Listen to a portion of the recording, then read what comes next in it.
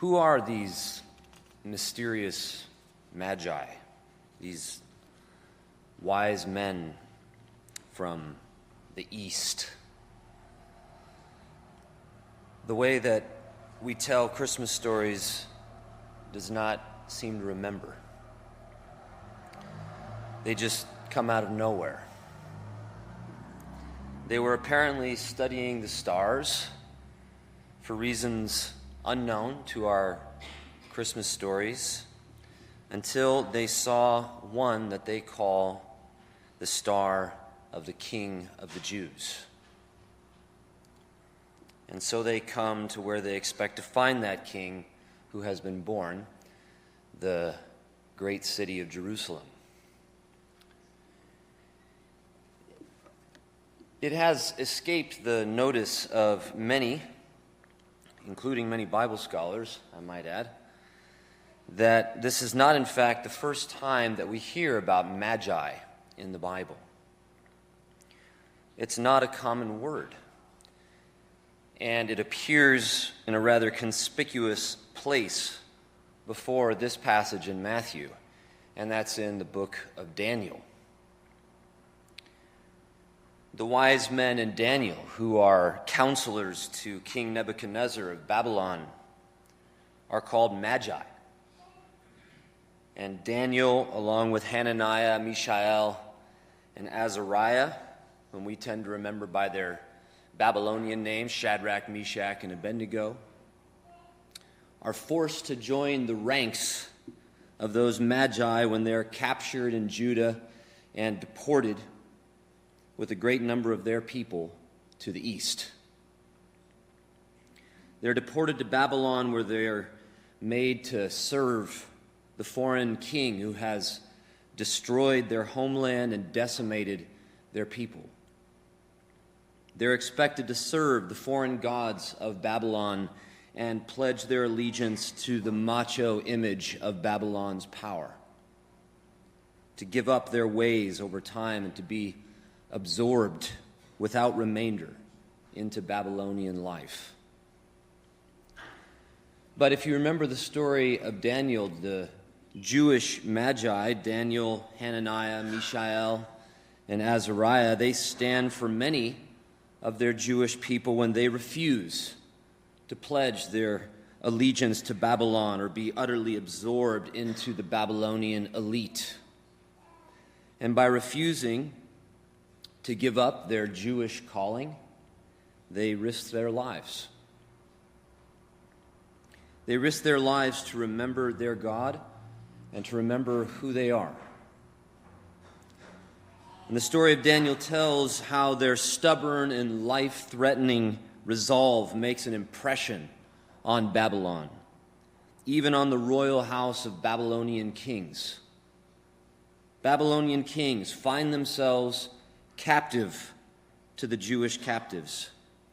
They find the God of the Jews more trustworthy than their Babylonian gods, and the Jewish magi to deliver a wisdom of which the great magi of the East know nothing.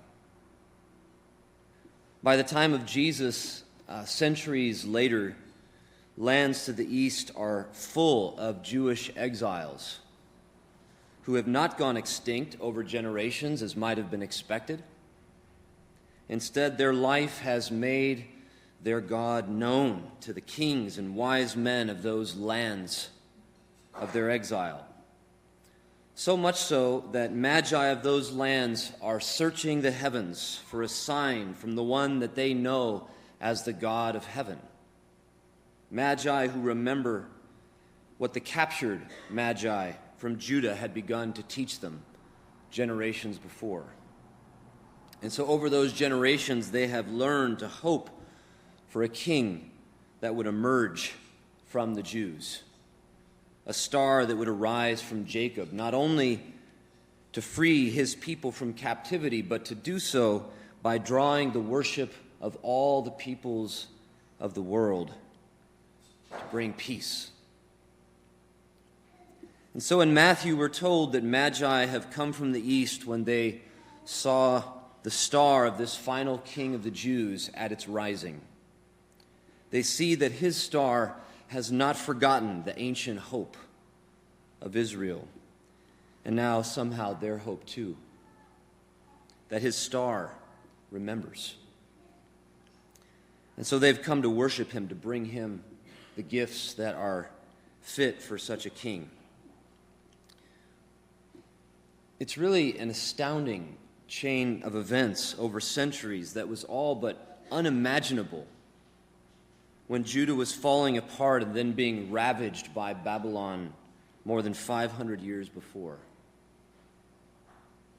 That people torn from their homeland and scattered across strange places and peoples would not succumb to the monstrous pressures to just be absorbed over generations and leave no trace of who they had been. That they would not only survive, but leave such an impression on those peoples and places of their exile through such extreme vulnerability that some among those non-Jewish peoples would find their gaze and their hope drawn to the God of the Jews. And that Magi there in the east would remember Jewish Magi of old and be looking for the star of the King of the Jews. Such a powerful witness can only be the work of many Jews like Daniel and Hananiah, Mishael, and Azariah. Jews being deported by Babylon to the east can hardly have dreamed that anything so powerful could emerge from their destroyed lives. And yet somehow they lived for such a dream, for such a future. They had inherited a hope that they refused to give up on, and then passed it on for hundreds of years, hundreds of often impossible years.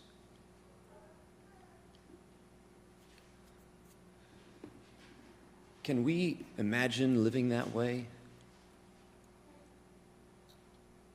By the hope of something that may not come to fruition well beyond our own lifetimes, say for 500 years? Can you invest your life in a future that you will not live to see? In a future well beyond the lifetime of your own children or grandchildren or great-grandchildren, people whose names you do not know and that you will die without knowing? Do you have any imagination for such people? For the place where we live, this San Gabriel Valley, this watershed, this soil, in 500 years? I think that if we're honest, such a life, such a mentality is almost totally alien to people like us. We're rather obsessed with what we expect to enjoy before we die, planning mostly for our own retirement. We have eyes for little else when it comes to the future, until perhaps we realize that death is nearing. And then, after most of our life is done, we think maybe about a few material things that will fall into the hands of those who will immediately survive us.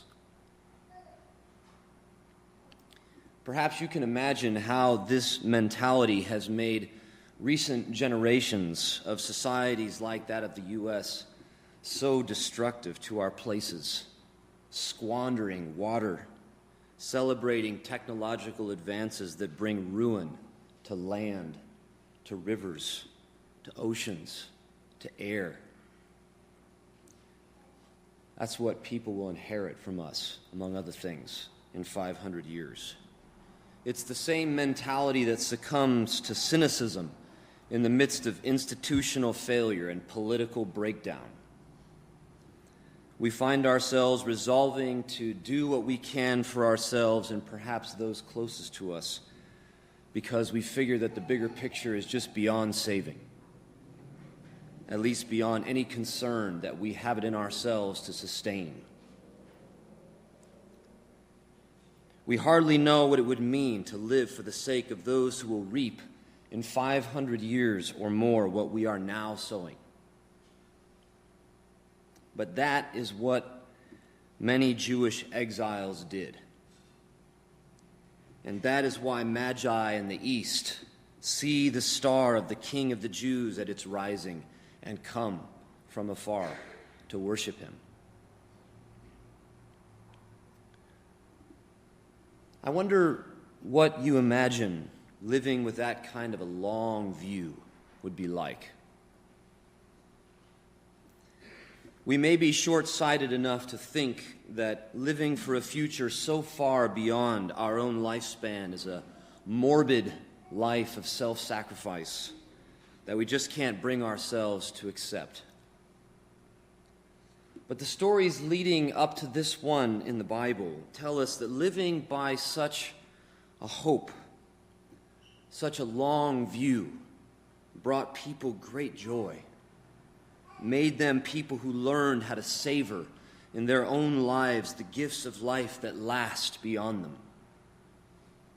To see life not as fleeting mirages that we chase until we're tired of them and switch to new ones, but as a slow-growing orchard that we spend our whole lives learning to love and die before we're finished. I hope you'll start asking yourself today, if you haven't been already, what people 500 years from now will inherit from you, from the way that you are living now, from what you are laboring for today, from what you're wisely trusting God to do with your struggle. And to consider how asking yourself that will not make you less attentive in the present, but more so, because you learn to see life in the present as a fruit of a long past that's only partly traceable, and at the same time the seed of a future that you can only vaguely discern without yet being able to see it. That way of discerning what we can barely trace and cannot yet see is what the Bible calls faith.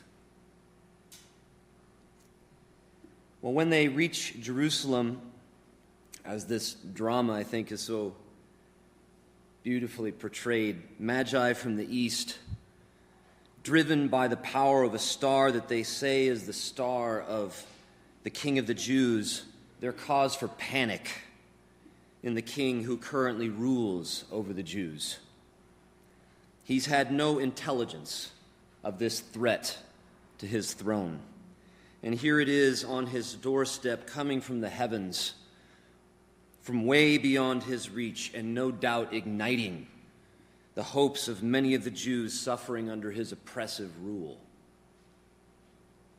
People in Jerusalem know what such a threat to King Herod means, the violence that he will unleash and the unrest that it will bring. And so they're as frightened as Herod is.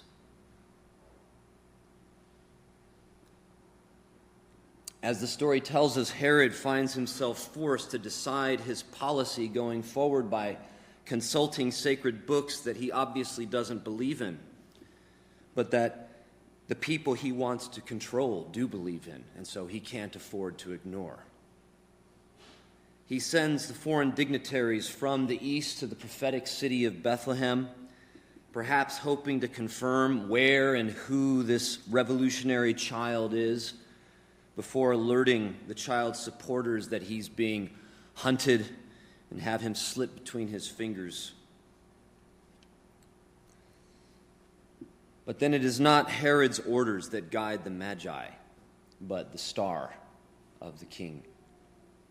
The star had not kept them from going to Jerusalem, despite the fact that the king they sought was not there.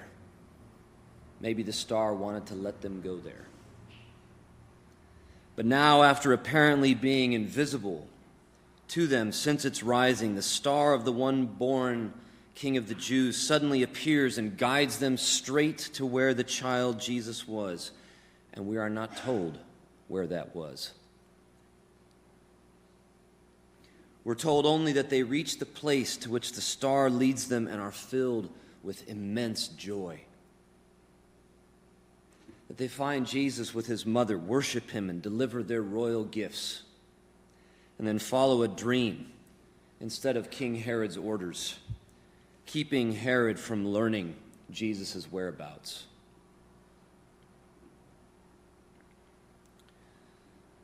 The Magi were not cynical people. I don't know about you, but if I'm honest, I find that there is much to be cynical about this epiphany of 2020. To take what is probably the most glaring instance, we are living not unlike the people we have read about in Matthew this morning, under a political regime that is terrified of losing power, that will shoot first and think later, that will trample whatever feeble legal institutions of restraint were in place to fuel its own dominance and control.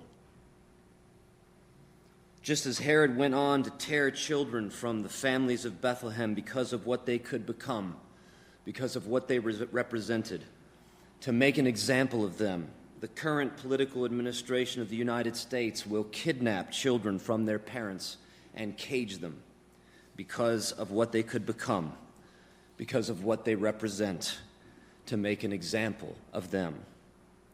And it's this regime that does all of this dressed up in a certain kind of Christian clothes, winning the applause of embittered Christians for its bluster, maintaining the quiet support of more measured Christians who justify it with what they think are economic gains. Christians turning a blind eye and a deaf ear to the people and places that are preyed upon by this macho regime, because they're committed to winning a political game of fools. It's a political culture of cynicism, one with no vision for international peace or justice for the exploited and the endangered. Instead, short-sighted ambition for what we can get while we can. Well, you cannot fight cynicism with cynicism, just as you cannot fight hate with hate. And so let us follow the risen star of the just King of the Jews and the Magi who were guided by that hope for generations, and then guided to that King himself by the light of his star. We must follow the dreams that God gives us rather than the dictates of tyrants or our fears. And we must resist cynicism and cynical governments with a steady eye on a future that is beyond the horizon, with a vision of community that we may not be sure how to bring about, that may not be appealing to people who are embittered and fearful and hungry for vengeance and for winning, but is worth struggling for and living for precisely as a life that is beyond our own reach. A life that people and places 500 years or more beyond our lifespan will enjoy because we did not give up on it in our own lifetime. That mentality of faith, of hope, is why there were Magi who came from the east to worship Jesus as the King of the Jews, with all that that represents. Our own lives today are full of countless gifts that we owe to faithful people like them, who lived 500 years or more before us today. We're called to be people who remember and who hope. And we will find that as we are, we will experience what those Magi from the east experienced when they were led by Jesus' star to the place where he was. What did they find? They found immeasurable joy. And that is the cure of cynicism and the power of a sustained struggle for peace joy. Amen.